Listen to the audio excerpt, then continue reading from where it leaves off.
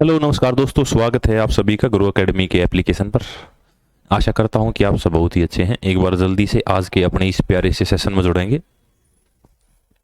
हम लोग आज बातें करेंगे आधुनिक भारत के बारे में। आधुनिक भारत की अब तक हम लोग 2 क्लासेज ले चुके हैं। आज हमारी तीसरी क्लास है और यदि मैं संपूर्ण इतिहास की बात करूं तो उसके अंदर आज हमारी 14वीं क्लास है, 14th क्लास। नमस्कार भाई सभी को। नवीन राम राम। संजीत गुड मॉर्निंग भाई। विशाल हेलो। अजय नमस्ते भाई। नमस्ते सचिन। सभी का बहुत बहुत स्वागत है भाई। आधुनिक इतिहास की आज क्लास कौन सी है तो आप लोग याद रखेंगे, 3rd। इसके बाद 2 क्लासेज और हैं और हमारा आधुनिक भारत भी खत्म हो जाएगा। उसके बाद हम लोग बातें करेंगे विश्व इतिहास के बारे में, वर्ल्ड हिस्ट्री के बारे में। उस सेक्शन को नीचे कर दो, ठीक है। तो भाई क्लास नंबर 3rd है। हम लोग क्वेश्चनों से शुरुआत करते हैं। आप कुछ क्वेश्चंस के आंसर देते हैं, फिर मैं आपको बताता हूं कि क्या क्या क्वेश्चन और बन सकते हैं इस क्वेश्चन से। पर आप लोग देखोगे, आप एक टॉपिक पढ़ते हैं जिसका नाम है क्रांतिकारी संगठन। क्रांतिकारी संगठन एक टॉपिक है, इसके अंदर आप लोग बहुत सारे क्रांतिकारी आदमियों के बारे में बात करते हैं। इसी क्रांतिकारी संगठनों का एक टॉपिक है, उसी टॉपिक से ये क्वेश्चन है। क्वेश्चन क्या पूछा गया है? मित्र मेला एक क्रांतिकारी संगठन था जिसकी स्थापना विनायक सावरकर ने की, किस वर्ष में की थी, ये पूछा गया। देखो, यदि मैं आपसे बताऊं कि भाई जो क्रांतिकारी घटनाएं हैं, ये क्रांतिकारी घटनाओं का दौर कब शुरू हुआ, तो आप लोग एक साल याद रखेंगे। साल है 1897, 1897। 1897 में एक स्थान था महाराष्ट्र। महाराष्ट्र के अंदर 2 भाई हैं, 2 भाई जिनको आप लोग चापेकर बंधुओं के नाम से जानते हैं। इन्हीं चापेकर बंधुओं के द्वारा पहली बार किसी क्रांतिकारी घटना को अंजाम दिया गया। चापेकर बंधुओं ने 2 कमिश्नर, एक तो कमिश्नर रैंड और कमिश्नर एमसर्ट, कमिश्नर रैंड और कमिश्नर एमसर्ट, इन दोनों की हत्या कर दी। किसने? तो आप लोग याद रखेंगे, हत्या कर दी चापेकर बंधुओं ने। ये भारत के अंदर प्रथम क्रांतिकारी घटना है। इसके बाद क्रांतिकारी घटनाओं को अंजाम देने के लिए अनेकों क्रांतिकारी संगठन बने। उन्हीं में से एक क्या है? मित्र मेला। मित्र मेला एक क्रांतिकारी संगठन है। इसकी स्थापना हुई थी 1899, 1899। अब 1899 के बाद साल आया 1904। 1904 में इस मित्र मेला का स्थान एक अलग संगठन ने ले लिया। उसी संगठन को आप लोग अभिनव भारत के नाम से जानते हैं। अभिनव भारत वही संगठन है, मित्र मेला। लेकिन इसकी स्थापना किसने की थी, तो आप लोग आंसर देंगे वीडी सावरकर। अभी वीडी सावरकर बहुत इंपॉर्टेंट आदमी है, इनके बारे में थोड़ी सी बात कर लेते हैं हम लोग। विनायक दामोदर सावरकर। इस सावरकर के बारे में एक क्वेश्चन तो ये आता है कि एक पुस्तक लिखी इन्होंने, हु इज हिंदू, कौन हिंदू है, हु इज हिंदू। ये किताब किसके द्वारा लिखी गई है, तो आप लोग आंसर देंगे विनायक दामोदर सावरकर। विनायक दामोदर सावरकर को गिरफ्तार करके जब इनको जेल में लेके जा रहे थे, सेलुलर जेल अंडमान निकोबार के अंदर, तो ये समुद्र में कूद गए थे। समुद्र में बचने के लिए, उस कैद से बचने के लिए समुद्र में कूद गए थे। इसी विनायक दामोदर सावरकर के बारे में याद रखेंगे। एक जेल है अंडमान निकोबार के अंदर जिसका नाम है सेलुलर जेल। सेलुलर जेल की दीवारों पर किसने इतिहास को लिखा, तो आप लोग याद रखेंगे सेलुलर जेल की दीवारों पर सावरकर के द्वारा, विनायक दामोदर सावरकर के द्वारा इतिहास लिखा गया। ठीक है, ये सारे के सारे इस टॉपिक से क्वेश्चन बनते हैं। आगे बढ़ते हैं। निम्नलिखित में से किसने गदर पार्टी की स्थापना की? 4 नाम दिए गए हैं, वीडी सावरकर, भगत सिंह, चंद्रशेखर आजाद, लाला हरदयाल। यदि मैं इन सभी के बारे में बताऊं तो सभी के बारे में कोई ना कोई क्वेश्चन है, लेकिन मैं ये कोशिश करूंगा कि आपको थोड़े थोड़े क्वेश्चन के माध्यम से कंप्लीट कराऊं। जैसे वीडी सावरकर के तो 2 संगठन हो गए, एक तो मित्र मेला, एक अभिनव भारत। भगत सिंह का Hindustan socialist republican association, Chandrashekhar Azad का हिंदुस्तान रिपब्लिकन एसोसिएशन, लाला हरदयाल का गदर पार्टी। तो आप लोग इस क्वेश्चन का आंसर इजीली दे पाएंगे। दीक्षांत बहुत अच्छे भाई। लाला हरदयाल ने गदर पार्टी की स्थापना की थी। अभी इसी गदर पार्टी से बहुत सारे क्वेश्चन आते हैं। जैसे क्या क्या क्वेश्चन आपको देखने को मिलेंगे गदर पार्टी से। गदर पार्टी के बारे में आप सबसे पहले याद रखेंगे इसकी स्थापना कब हुई थी, तो याद रखना साल है 1913। 1913 में गदर पार्टी की स्थापना कहां पर हुई थी? San Francisco. सैन फ्रांसिस्को कहां पर है भाई? अमेरिका के अंदर है। इसी सैन फ्रांसिस्को के अंदर इसकी स्थापना हुई थी, इसके पहले अध्यक्ष, प्रथम अध्यक्ष कौन बने थे? तो आप लोग आंसर देंगे सोहन सिंह बखना। सोहन सिंह बखना, सोहन सिंह बखना इसके पहले अध्यक्ष बने थे। किसके? तो आप लोग गदर पार्टी का नाम लेंगे। इसी गदर पार्टी के द्वारा साल आया 1914। आप लोग एक जहाज पढ़ते हैं जिसका नाम है कोमाता गारू। कोमाता गारू ये एक जहाज है। ये जहाज 331 यात्रियों को लेकर भारत आया था। जब ये भारत आया तो भारत के अंदर कलकत्ता में एक स्थान है जिसका नाम है उगली। कलकत्ता के पास में एक स्थान है जिसका नाम है उगली।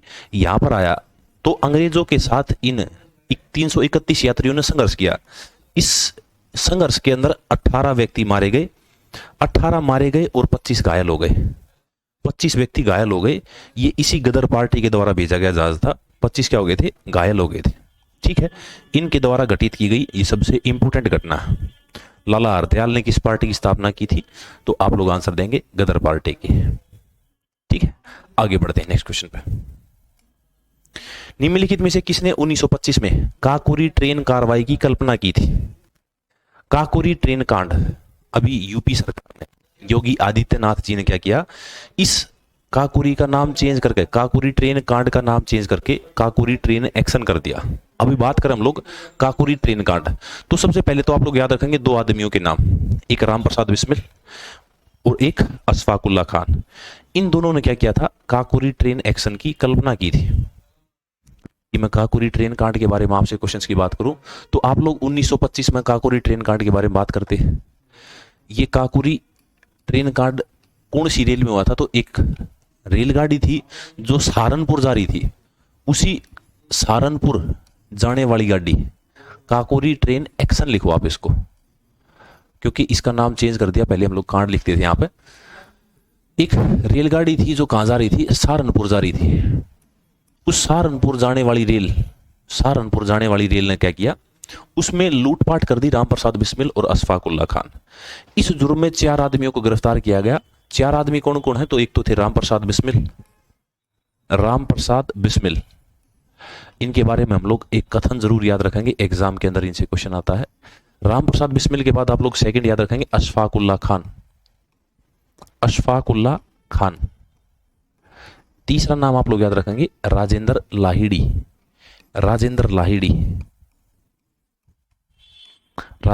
लाहिड़ी।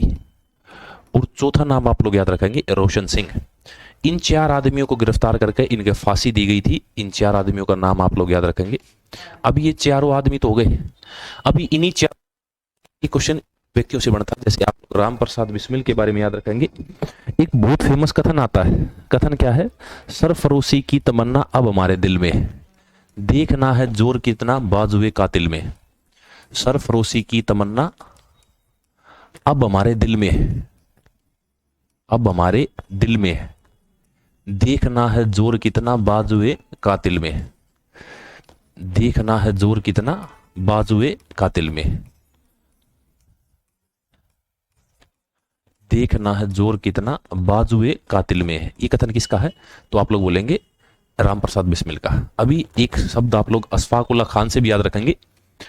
प्रथम मुस्लिम क्रांतिकारी जो फांसी पर लटके, उनका नाम क्या है? तो आप लोग आंसर बोलेंगे अशफाकुल्ला खान। प्रथम मुस्लिम क्रांतिकारी जिनको फांसी हुई, फर्स्ट मुस्लिम रेवोल्यूशनर, प्रथम मुस्लिम क्रांतिकारी जिनको फांसी हुई, उनका नाम क्या है? जिनको क्या हुई थी? फांसी। तो आप लोग उसका नाम अशफाकुल्ला खान रखेंगे। ठीक है, आगे बढ़ते हैं नेक्स्ट क्वेश्चन पे। अप्रैल 1929 में, बहुत प्यार तारीख है 8 अप्रैल 1929, 8th of April 1929। दिल्ली के अंदर एक विधानसभा थी। इसी दिल्ली के अंदर जो विधानसभा थी, इसके अंदर बम फेंका गया था। क्यों फेंका गया था? यहां पर एक बिल लाया गया था। आप लोग बिल याद रखेंगे। बिल का नाम है पब्लिक सेफ्टी बिल। इसी पब्लिक सेफ्टी बिल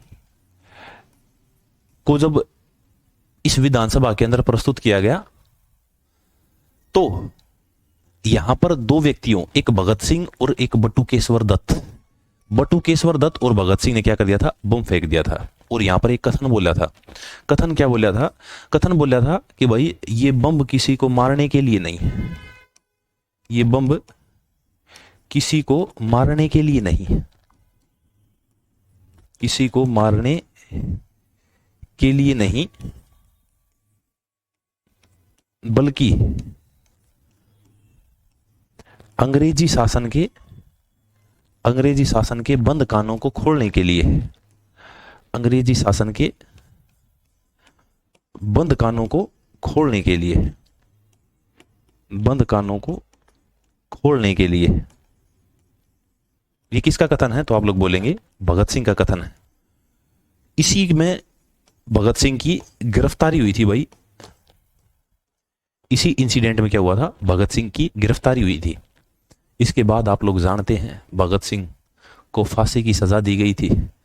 के अंदर कितने क्वेश्चन रिपीट होते हैं जीके के, प्रथम रिपीटेड क्वेश्चंस की संख्या लगभग 70%, आप ये मान के चलें कि 70% रिपीटेड।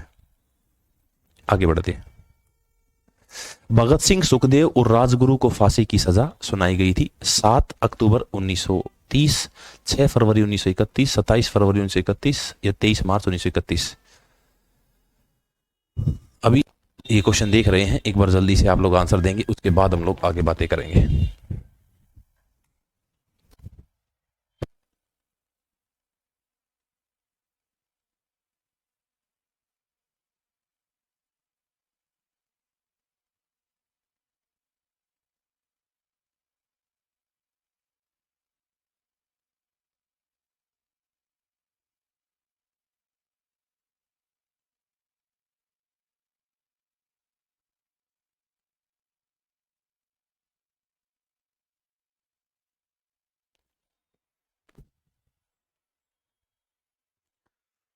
नहीं दीक्षांत, गलत आंसर है भाई। सुनाई कब गई थी, सुनाई गई थी 7 अक्टूबर 1930। सुनाई किसके द्वारा दी गई थी, तो आप लोग एक व्यक्ति का नाम याद रखेंगे, न्यायाधीश जीसी हिल्टन, जीसी हिल्टन, इसके द्वारा फांसी की सजा सुनाई गई थी। लेकिन इनको फांसी हुई कब, तब आप लोग आंसर देंगे 23 मार्च 1931। ये तो फांसी का दिन है, इस दिन तो फांसी हुई थी। क्वेश्चन को एक बार पूरा पढ़ा करो, ठीक है। अभी यहां पर भगत सिंह, सुखदेव, राजगुरु नाम दिया गया है, तो भगत सिंह के बारे में लिखेंगे सबसे पहले।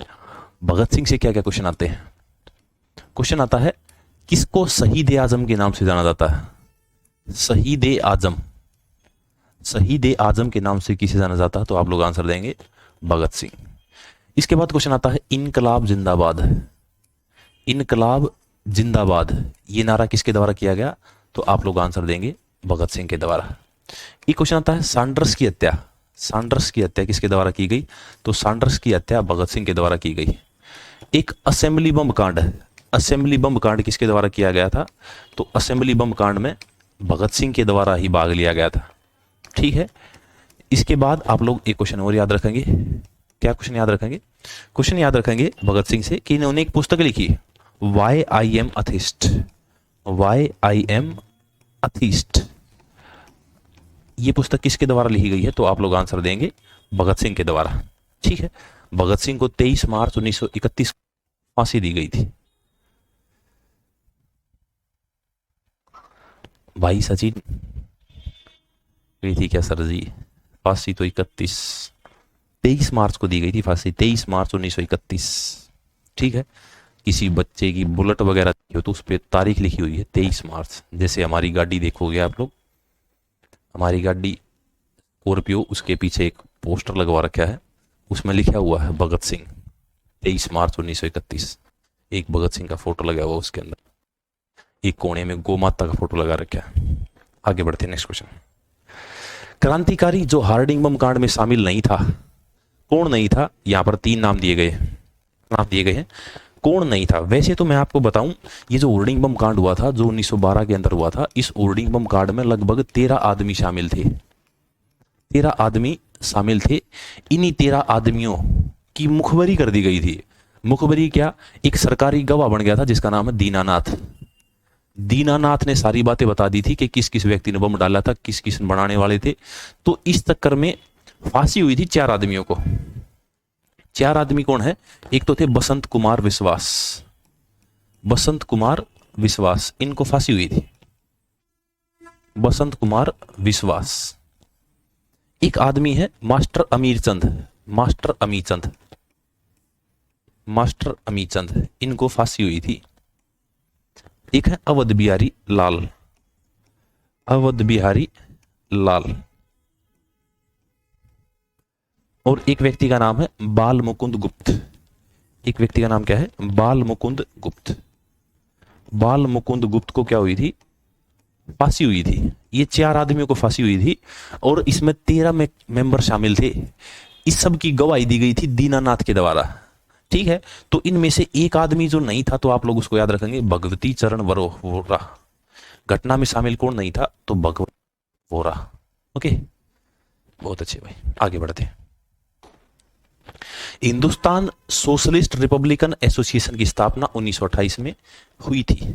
देखो, एक पार्टी के बारे में बता देता हूं मैं आपको। पार्टी है एक जिसका नाम है Hindustan republican association, Hindustan republican association, Hindustan republican association. एक तो ये पार्टी आपको याद रखनी है, एसोसिएशन। ये थोड़ा सा गलत लिख दिया मैंने, पर कोई नहीं, चल जाएगा। इसकी स्थापना कब हुई? तो आप लोग याद रखेंगे 1924। कहां पर हुई थी? तो आप लोग याद रखेंगे कानपुर। किसके द्वारा की गई थी? तो आप लोग नाम याद रखेंगे सचिंद्रनाथ सान्याल, सचिंद्रनाथ सान्याल। अभी इसी के द्वारा एक घटना को अंजाम दिया गया। उसी घटना के बारे में थोड़ी देर पहले बताया मैंने आपको। उस घटना का नाम क्या है? तो काकोरी ट्रेन एक्शन या काकोरी ट्रेन एक्शन। जब काकोरी ट्रेन एक्शन के बारे में बात की हम लोगों ने, तो ये था एचआरए के द्वारा किया गया कार्य। लेकिन अब इसी पार्टी को नाम दिया गया HSRA, Hindustan socialist republican association, Hindustan socialist republican association. यही पार्टी है वो, रिपब्लिकन एसोसिएशन, एसोसिएशन।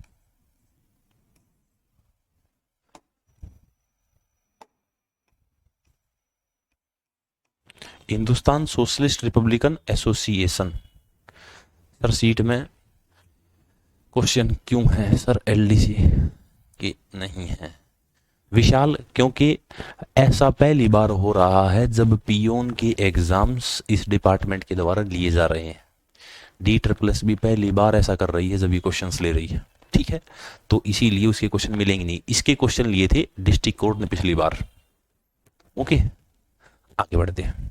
अब ये हिंदुस्तान सोशलिस्ट रिपब्लिकन एसोसिएशन की स्थापना कब हुई? तो आप लोग बोलेंगे 1928।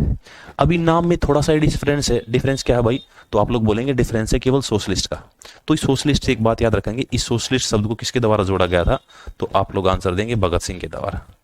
भगत सिंह ने ये शब्द जोड़ा था जिसका नाम क्या है? सोशलिस्ट। ठीक है, इससे पहले सोशलिस्ट शब्द था नहीं इसके अंदर। 1928 के बाद इन्होंने ही सैंडर्स की हत्या की, इन्होंने ही एक असेंबली बम कांड को अंजाम दिया। ये वही पार्टी है। इसी पार्टी से क्वेश्चन पूछा गया है कि इसकी स्थापना कहां पर हुई थी? तो आप लोग आंसर देंगे इसकी स्थापना दिल्ली के अंदर हुई थी।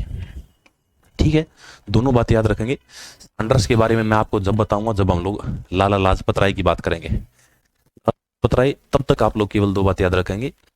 सोशलिस्ट रिपब्लिकन एसोसिएशन ने सैंडर्स की हत्या की।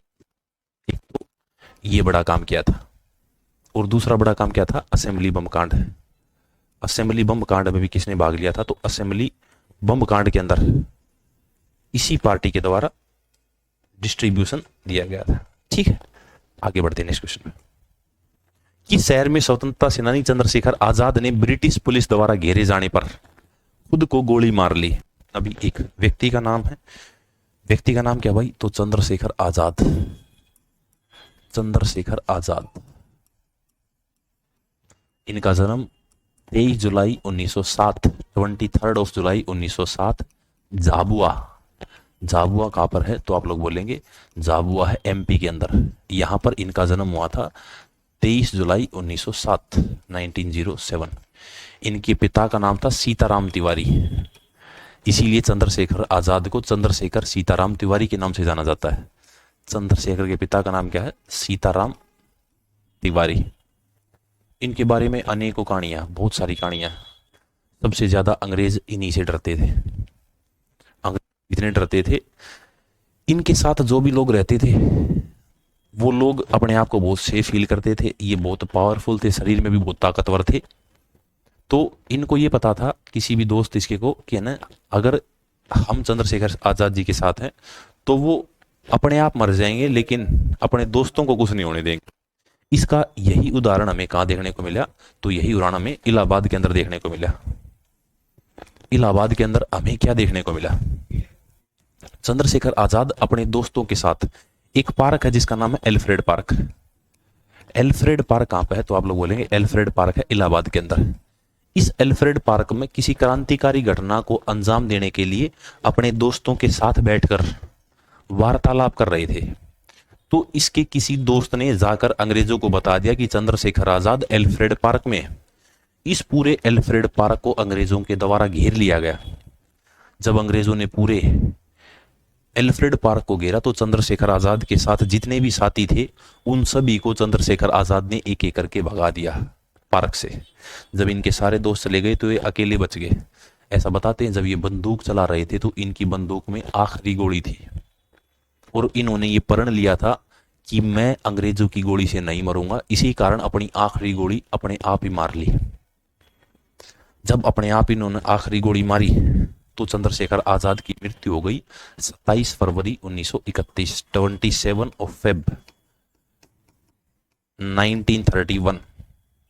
इस पर एक बहुत इंपॉर्टेंट कथन भी लिखा गया है कि चंद्रशेखर आजाद को जब अपने आप गोली मार ली तो उसके बाद अंग्रेजों ने देखा कि भाई मर गया। बहुत देर तक वेट किया लेकिन बाद में जब वे पहुंचे तो कोई भी व्यक्ति चंद्रशेखर आजाद को हाथ लगाने से डर रहा था।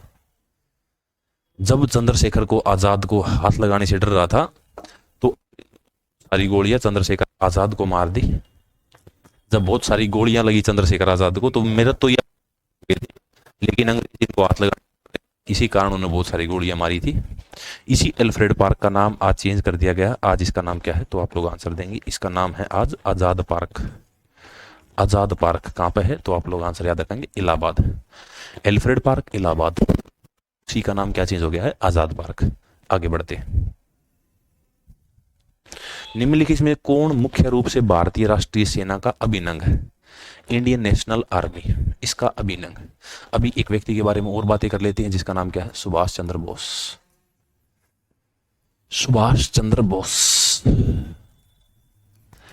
इसी सुभाष चंद्र बोस के बारे में आप लोग याद रखेंगे कि जो इनका जन्म है वो जन्म कहां पर हुआ था? तो कटक।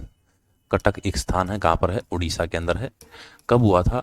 तो आप लोग याद रखेंगे इनका जन्म हुआ था 23 जनवरी 1897, 1897 को इनका जन्म हुआ था। जब कटक उड़ीसा के अंदर इनका जन्म हुआ सुभाष चंद्र बोस का 23 जनवरी 1897 को, तो इन सुभाष चंद्र बोस ने 1920 आईसीएस के अंदर, इंडियन सिविल सर्विसेज के अंदर 4th रैंक हासिल की थी। 4th rank. जब 4th रैंक इन्होंने हासिल की थी तो असहयोग आंदोलन के चलते इन्होंने अपनी आईएएस की पोस्ट को छोड़ दिया था। इसके बाद इन्होंने 1937 के अंदर हरिपुरा अधिवेशन में भाग लिया, फैजपुर अधिवेशन में भाग लिया। 38 के अंदर हरिपुरा, कांग्रेस का हरिपुरा अधिवेशन, इसके अध्यक्ष बने। हरिपुरा अधिवेशन के अध्यक्ष बने कौन? तो आप लोग याद रखेंगे सुभाष चंद्र बोस।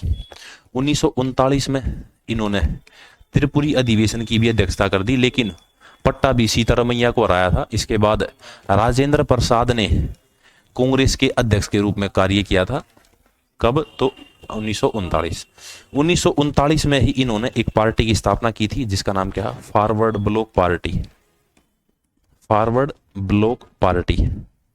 जो फॉरवर्ड ब्लॉक पार्टी की स्थापना इन्होंने 1939 में की थी, तो इसके बाद 1940 में इन्होंने एक मुक्ति सेना की स्थापना की। मुक्ति सेना।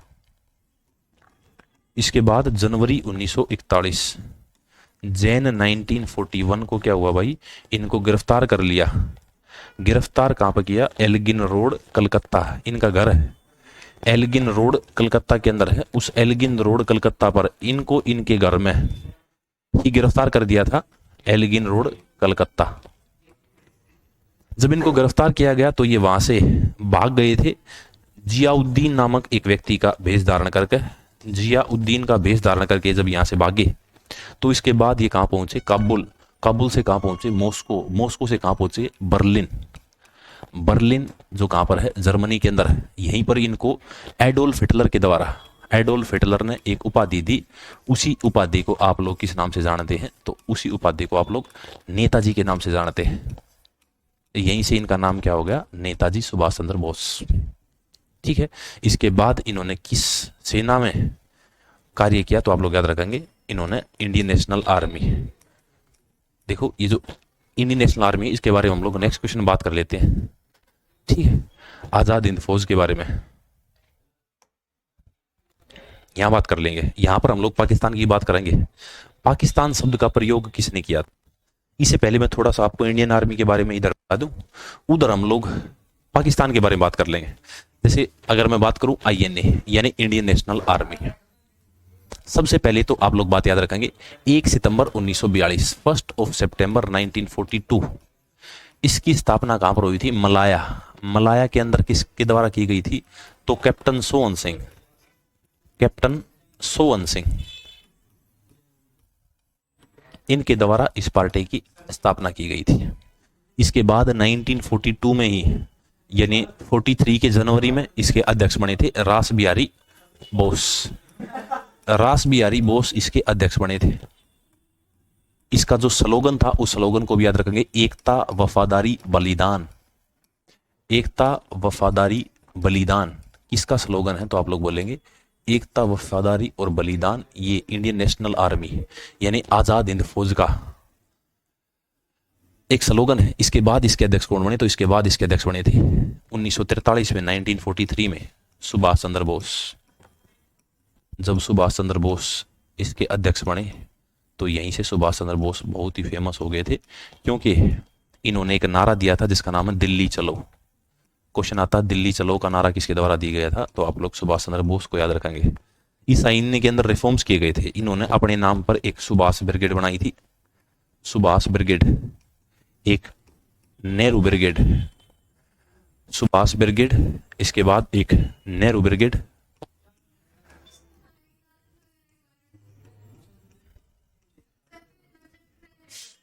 एक गांधी ब्रिगेड और एक महिलाओं की रेजिमेंट भी याद रखेंगे भाई। महिलाओं की जो रेजिमेंट है उसको आप लोग लक्ष्मी ब्रिगेड या रानी लक्ष्मीबाई ब्रिगेड के नाम से जानते हैं, लक्ष्मीबाई ब्रिगेड, लक्ष्मीबाई ब्रिगेड। ठीक, ये सारे के सारे सुभाष चंद्र बोस के द्वारा रिफॉर्म्स किए गए थे। अभी यहां पर एक शब्द दिया गया जिसका नाम है पाकिस्तान। पाकिस्तान शब्द का पहली बार प्रयोग कब किया गया था? तो आप लोग याद रखेंगे पाकिस्तान शब्द का पहली बार प्रयोग किया गया था 1933, 1933। किसके द्वारा किया गया था? तो आप लोग चौधरी रहमत अली को याद रखेंगे। कहां पर किया था? तो आप लोग कैम्ब्रिज विश्वविद्यालय, कैम्ब्रिज विश्वविद्यालय को याद रखेंगे। कैम्ब्रिज यूनिवर्सिटी के अंदर इसका पहली बार प्रयोग किया गया था। जब इसका प्रयोग किया गया था तो साल आया 1940। 1940 के अंदर जो लाहौर के अंदर अधिवेशन हुआ उसमें इसकी मांग को मान लिया गया। इसके बाद 1943 में जो कराची अधिवेशन हुआ, मुस्लिम लीग ने क्या किया? मुस्लिम लीग ने एक कराची अधिवेशन बुलाया, मुस्लिम लीग ने कराची अधिवेशन बुलाया। उसी कराची अधिवेशन में मुस्लिम लीग का जो कराची अधिवेशन था इसके अंदर एक कथन बोला, बांटो और छोड़ो, बांटो और छोड़ो, यानी हमें बांट दो और छोड़ दो। इस पर सहमति हुई। जब बांटो छोड़ो पर सहमति हुई तो इसके बाद एक अलग से देश बना जिसका नाम क्या है? पाकिस्तान। ओके, आगे बढ़ते। ब्रिटिश संसद द्वारा, ब्रिटिश स्वतंत्रता द्वारा भारतीय स्वतंत्रता अधिनियम कब पारित किया गया था? 45, 42, 47 और 46। जल्दी से एक बार आंसर बताएंगे। क्या हो गया?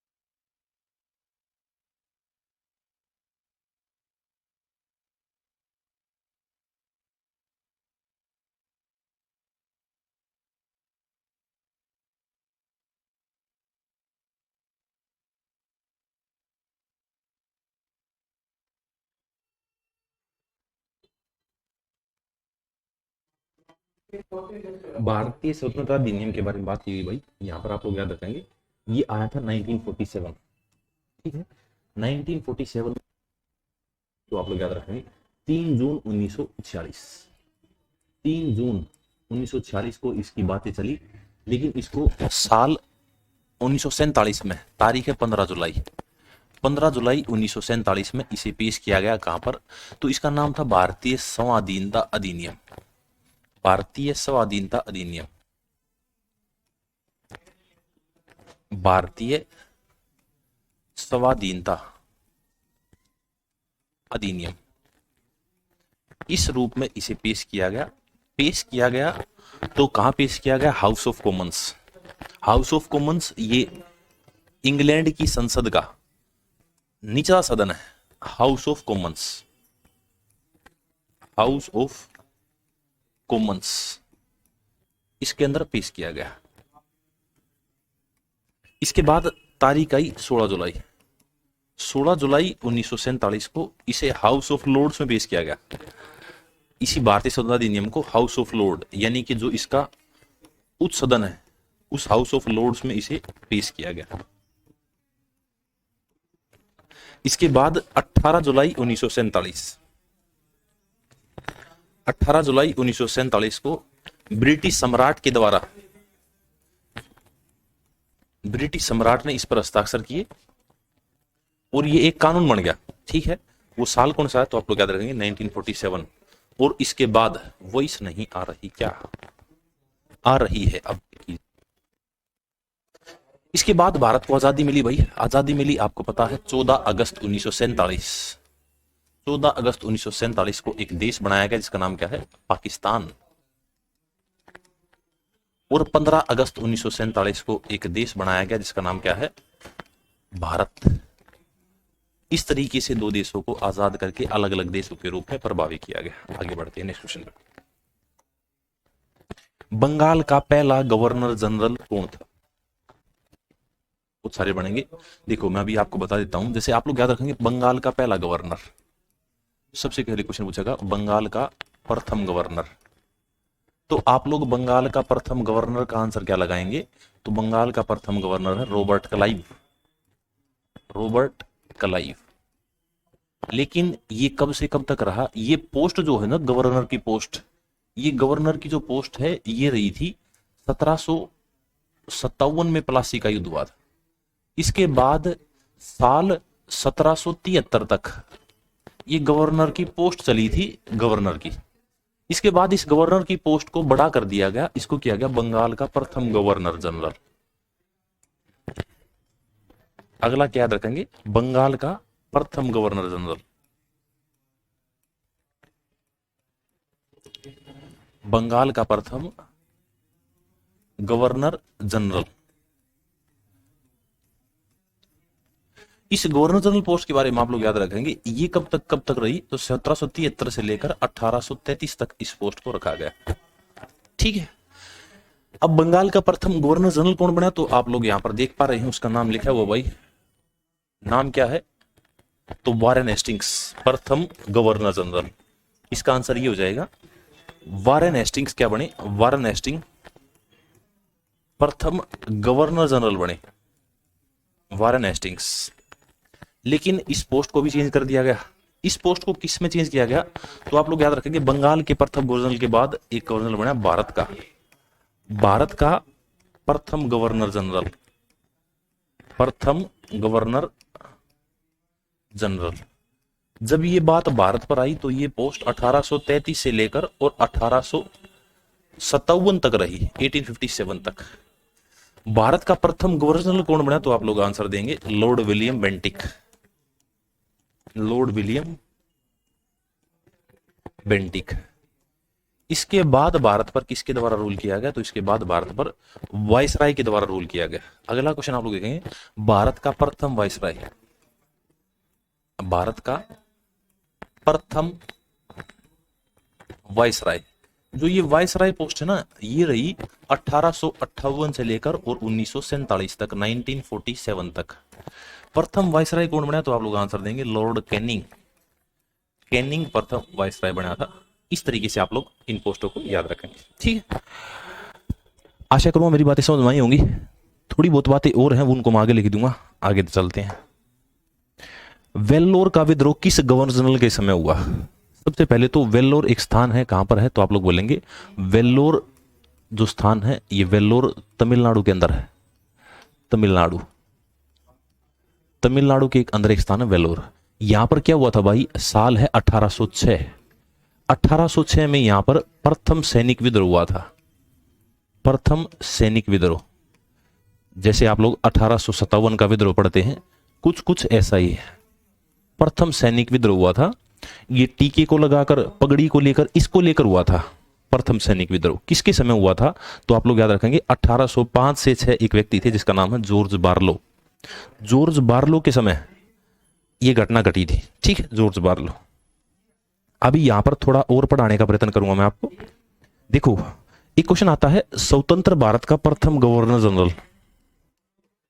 इसके बाद एक बात और याद रखेंगे, स्वतंत्र भारत का प्रथम गवर्नर जनरल, स्वतंत्र भारत का प्रथम गवर्नर जनरल अगर ये पूछे तो आप लोग स्वतंत्र भारत का प्रथम गवर्नर जनरल किसे याद रखेंगे? तो उसका नाम आप लोग देंगे माउंटबेटन, लॉर्ड माउंटबेटन, माउंटबेटन।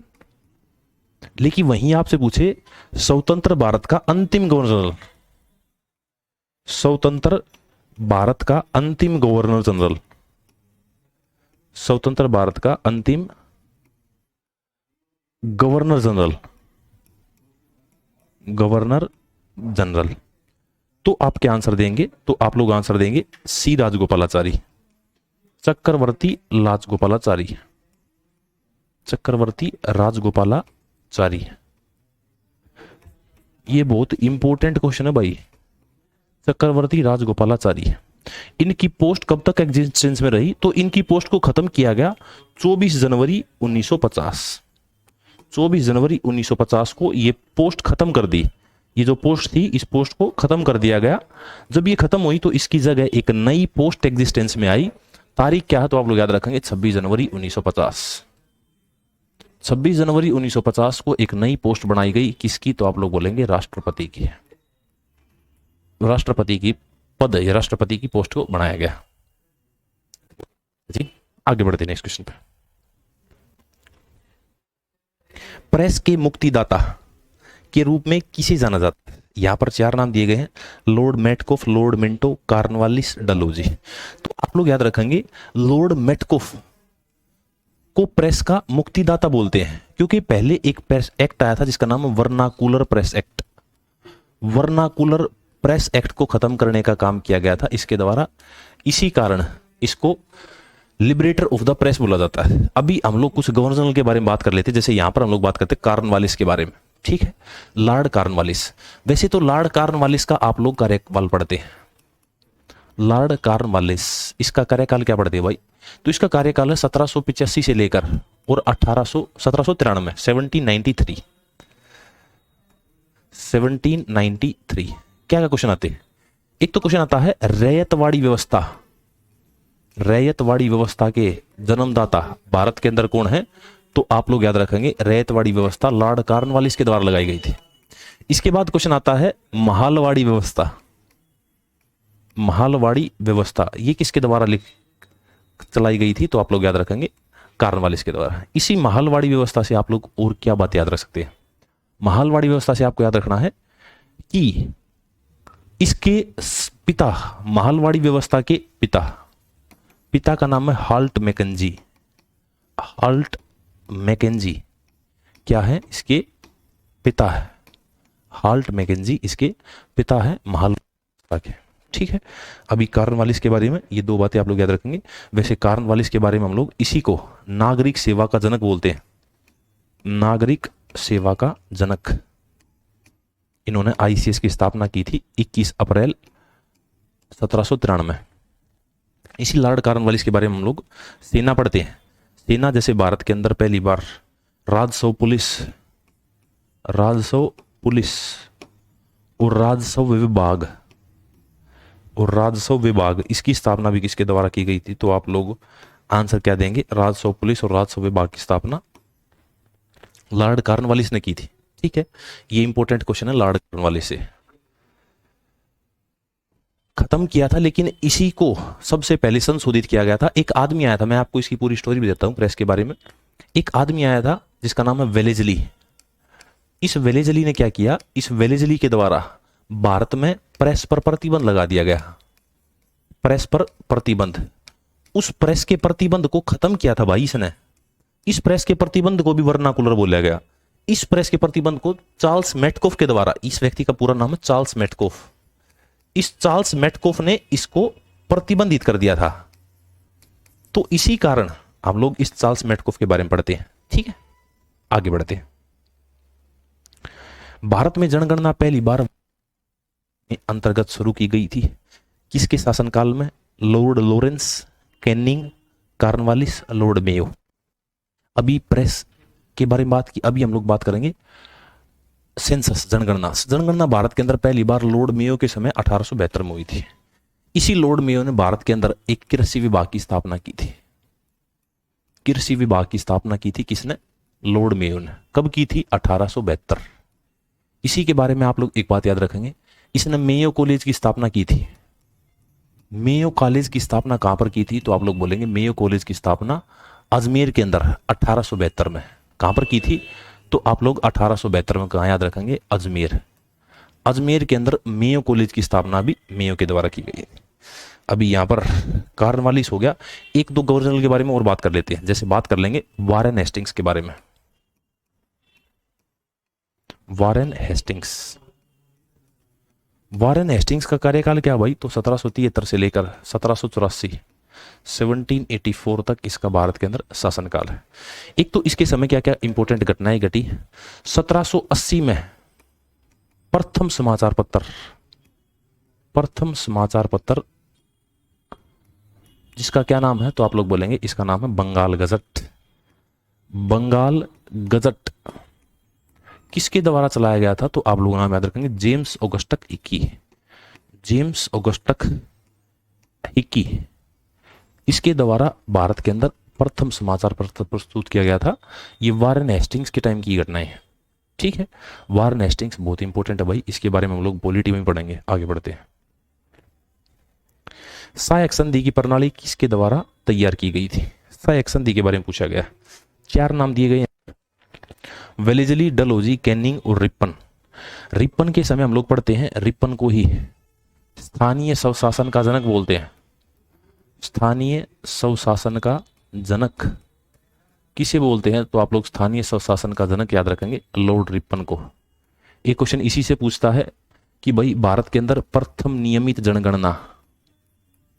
नियमित जनगणना किसके द्वारा चलाई गई थी, तो लॉर्ड रिपन के द्वारा जनगणना कब चलाई गई थी, तो आप लोग आंसर देंगे 1881। इंपॉर्टेंट आदमी। लेकिन यहां पर सहायक संधि की बात की गई है, तो आप लोग वेलेजली को याद रखेंगे, लॉर्ड वेलेजली। इसी ने प्रेस पर प्रतिबंध लगाया था। लॉर्ड वेलेजली ने क्या किया था, इसने प्रेस पर प्रतिबंध लगाया था। मैं इससे पहले मध्यकालीन भारत में आपको यह पढ़ा चुका हूं कि कैसे कैसे इसने अंदर सहायक संधि लगाई थी। लेकिन एक बात और याद रखेंगे आप लोग, भारत के अंदर सहायक संधि प्रथम बार कौन लेकर आया था, तो प्रथम बार एक फ्रांसीसी गवर्नर जिसका नाम क्या है, डुप्ले। फ्रांसीसी गवर्नर डुप्ले के द्वारा ही पहली बार सहायक संधि लाई गई थी। उसी का एक रूप वेलेजली ने इंप्लीमेंट कराया था। ठीक है, तो आप लोग ये बात भी याद रखेंगे।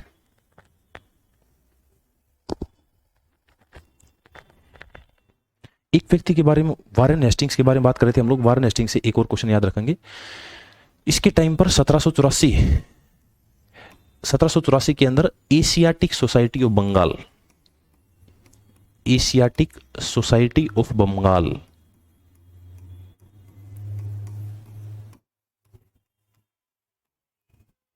एशियाटिक सोसाइटी ऑफ बंगाल भी याद रखेंगे। इसकी स्थापना किसके द्वारा की गई थी, तो आप लोग याद रखेंगे William Jones, sir William Jones के द्वारा की गई थी।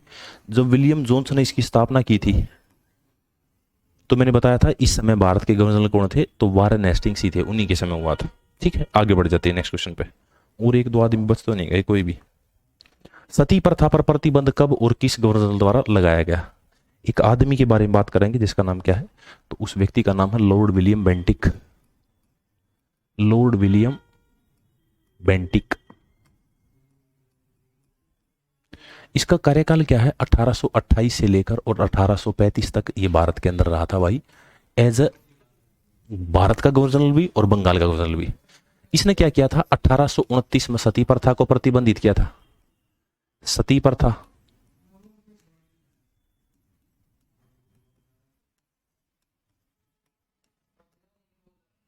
अठारह सौ 30 ठगी प्रथा को प्रतिबंधित किया था। ठगी प्रथा को प्रतिबंधित। इसी के समय 1835 में एक मैकाले आयोग आया था। एक आदमी है जिसका नाम है मैकाले। इस मैकाले समिति की सिफारिश पर भारत के अंदर पहली बार अंग्रेजी शिक्षा का प्रचार 1835 में। अंग्रेजी शिक्षा का प्रचार किसके समय हुआ था? तो आप लोग बोलेंगे अंग्रेजी शिक्षा का प्रचार पहली बार इसी के समय हुआ था। अंग्रेजी शिक्षा का प्रचार पहली बार 1,00,000 रुपए शिक्षा के लिए, first time 1,00,000 rupees for education. 1,00,000 रुपए शिक्षा को दिए गए थे। किसके समय? तो आप लोग बोलेंगे लॉर्ड विलियम बेंटिक के समय। और ये गवर्नर कब हुआ था? तो आप लोग बोलेंगे लॉर्ड विलियम बेंटिक 1829। ठीक है, आगे बढ़ जाते हैं नेक्स्ट क्वेश्चन पे। डैश ने हड़प की नीति के सिद्धांत को लागू किया। हड़प की नीति, अब आदमी के बारे में, विलियम जोन।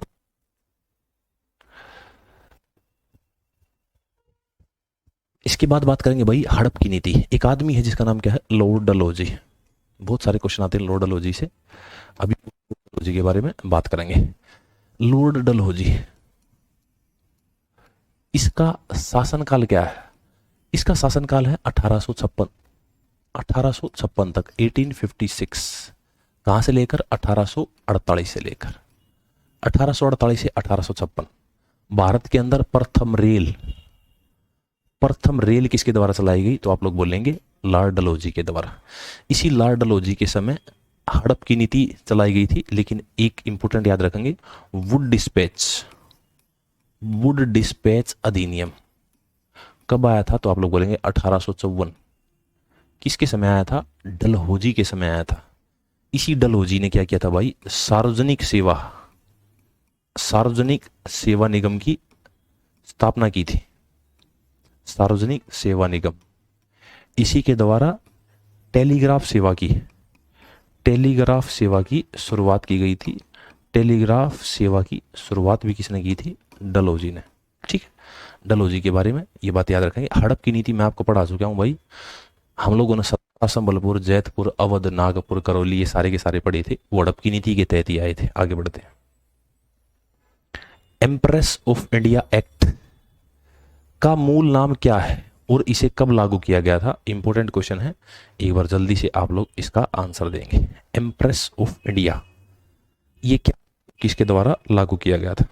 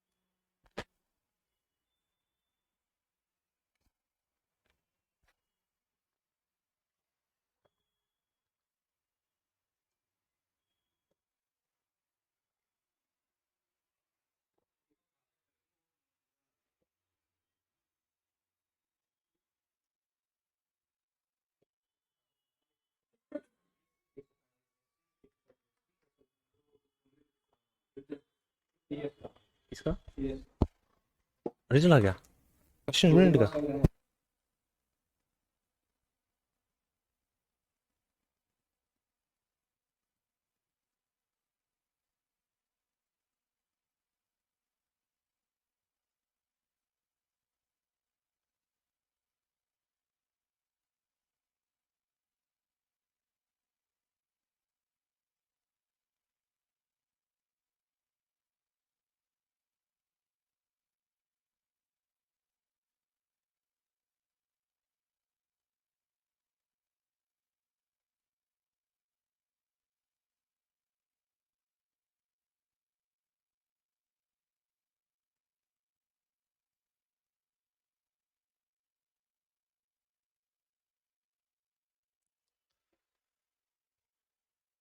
विलियम। अगला क्वेश्चन देखेंगे भाई, एम्प्रेस ऑफ इंडिया एक्ट का मूल नाम क्या था, इसे कब लागू किया गया था। तो आप लोग याद रखेंगे इसका नाम था रॉयल टाइटल्स एक्ट ऑफ 1876। इस समय भारत के अंदर एक व्यक्ति थे जिसका नाम है लॉर्ड नॉर्थबुक। लॉर्ड नॉर्थबुक इस समय क्या थे, भारत के वायसराय थे। इन्हीं के समय एक इंपॉर्टेंट आंदोलन हुआ था जिसको आप लोग कूका आंदोलन के नाम से जानते हैं। कूका आंदोलन के नाम से इसी को जानते हैं। ठीक है। अभी जो महारानी है एम्प्रेस है, मैंने बताया था कि भारत के अंदर मुगल सम्राट की पोस्ट को खत्म कर दिया गया और उसकी जगह एक नई पोस्ट एस्टेब्लिश की गई थी। ठीक है। इसके बाद एक आदमी के बारे में और पढ़ लेते हैं। आदमी का नाम Lord Hastings. Lord Hastings. Lord Hastings के समय क्या हुआ था भाई, 1814 से लेकर 1816 तक एक आंग्ल नेपाल युद्ध लड़ा गया था। आंग्ल नेपाल युद्ध। इस आंग्ल नेपाल युद्ध के बाद एक संधि हुई थी 1816 में जिसका नाम क्या है, सुगोली की संधि, ट्रीटी ऑफ सुगोली। इसी सुगोली की संधि के तहत भारत से नेपाल को अलग किया गया था। ये हेस्टिंग्स के समय हुई थी। आगे बढ़ते हैं नेक्स्ट क्वेश्चन पे। इस क्वेश्चन का आंसर, भारत में प्रथम लेखाकार का कार्यालय किस वर्ष स्थापित किया गया। लेखाकार की पोस्ट ही कब स्थापित की गई थी भाई, एक बार जल्दी से इसका आंसर देंगे। लेखाकार या महालेखाकार की पोस्ट भारत के अंदर पहली बार कब एस्टेब्लिश की गई थी।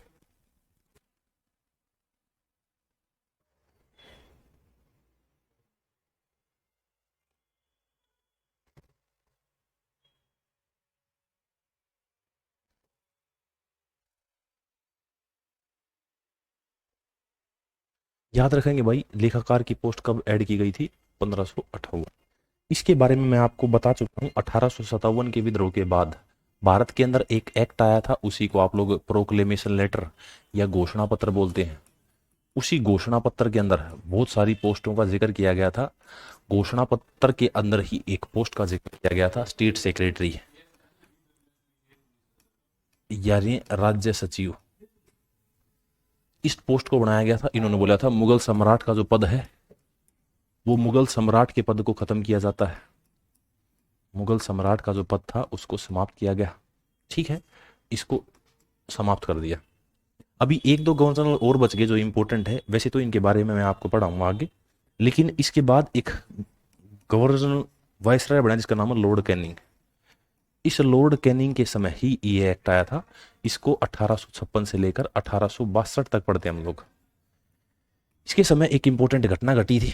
घटना को किस नाम से जानते हैं आप लोग, लॉर्ड कैनिंग के समय जो घटना घटी थी इसी को आप लोग किस नाम से जानते हैं, 1860 भारत के अंदर प्रथम बजट। प्रथम बजट इसी के समय पेश किया गया था। किसने पेश किया था, तो जेम्स विल्सन। जेम्स विल्सन के द्वारा प्रथम बजट पेश किया गया था। ये इसी के समय की घटनाएं हैं। ठीक है, 1858 के एक्ट के पास की घटनाएं। तो ये थी भाई अपनी क्लास। आशा करता हूं कि आपको समझ में आई होगी। अभी एक बार जल्दी से आप लोग ये बताएं कैसी लगी आपको क्लास थंब इंप्रेशन के साथ। उसके बाद हम लोग क्लास की समाप्ति करेंगे। आधुनिक भारत की 2 क्लासेस और हैं, इसके बाद आधुनिक भारत खत्म हो जाएगा। फिर हम लोग विश्व इतिहास के बारे में यानी वर्ल्ड हिस्ट्री के बारे में बात करेंगे। कैसी लगी आपको क्लास, जल्दी जल्दी सचिन थंब इंप्रेशन डालो। उसके बाद हम लोग क्लास को समाप्त करेंगे। यदि किसी का कोई डाउट है तो एक बार डाउट सेक्शन में डाल दीजिए।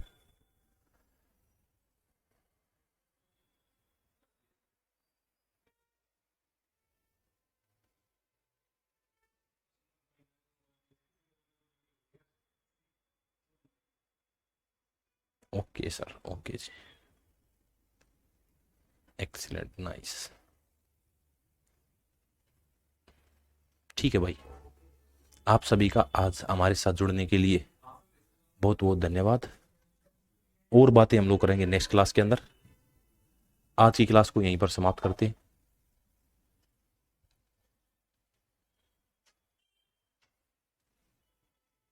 मैथ्स की क्लास है क्या सर जी, बिल्कुल है भाई सचिन, क्लास होगी। पीयूष थैंक यू भाई, धन्यवाद। यस, बंद कर दो।